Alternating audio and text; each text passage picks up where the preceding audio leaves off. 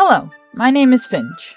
This is Theodore of 1,000 Tales, my latest Draw Steel character. He's a human duelist troubadour. I built Theodore in a way I've never built any character. I had one leading idea, someone who wanted desperately to be legendary. Then chose the most tactical options available to me and finally thought about what kind of character would learn to do these things, rather than my usual style of picking abilities based on personality. The characters I normally make are quiet, reserved, think before they act, and hold their cards close to their chest. They often fell into sneaky and cunning archetypes. This guiding motive of being in the spotlight would mean I couldn't do any of that. They would announce themselves, present themselves in grandiose ways, and be loud and proud of who they were. Troubadour is obviously suited to this style. I also wanted him on the front lines, since I usually play a support or healer role, so the duelist subclass seemed best suited to this new playstyle. I found myself picking traits very tactically. Instead of thinking, what would my character be inclined towards, I would choose what tactically made the most sense, and then ask, what kind of person would learn to do this? In D&D terms, Theodore falls somewhere between a bard, a fighter, and a rogue. I ended up choosing a lot of hit-and-run tactics that allow Theo to be very mobile and avoid taking damage. He also has a decent amount of control skills, often granting extra speed to himself and his party members. And let me tell you, in a group with a tactician and a shadow, this is a nasty combination. Our group does a lot to manipulate turn order and gives ourselves extra movement. I can't wait to see more combat with this trio. So what did all this shape Theo into? Theodore is a storyteller, hence his title of 1,000 Tales. The way he comes up with stories is by taking rumors and gossip, changing some details to protect whoever this story was originally about, and dramatizing it beyond recognition. He would augment these stories with stunts and sleight of hand tricks.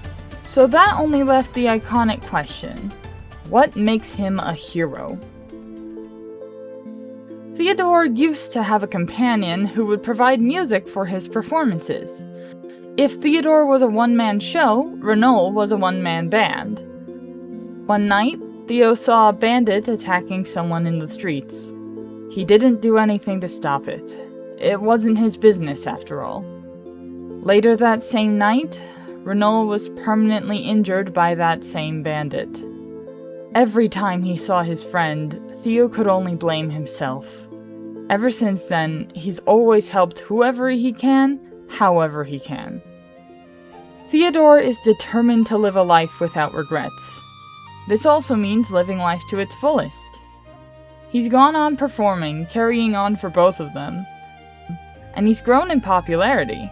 Theodore is known throughout the capital, and even a few barons know his name. When I saw actual play, the character took on even more life. He quickly proved to be a snarky little butthead who didn't know when to shut up. He's the distraction, and he's pretty dang good at it. So it's a really good thing that I built him to be able to take a hit. He probably tanks the most pop shots during RP from hostile people banging him around.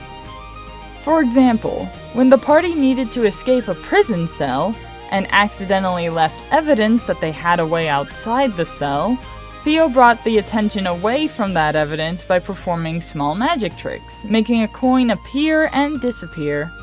Obviously, the guard demanded he empty his pockets of everything. Theo couldn't help himself, and even held up by his collar, couldn't help but ask, "Everything?" He got his head banged into the ceiling. He started emptying every hidden pocket he had of coins, playing cards, small balls, and even a fake dove. Meanwhile, our tactician was able to sneak a fork off of their final meal to use as a lockpick. It was a tense but comedic moment for all of us players. As far as his design goes, I originally took a lot of elements from stage magicians and circus ringleaders. But I found his design to be lacking.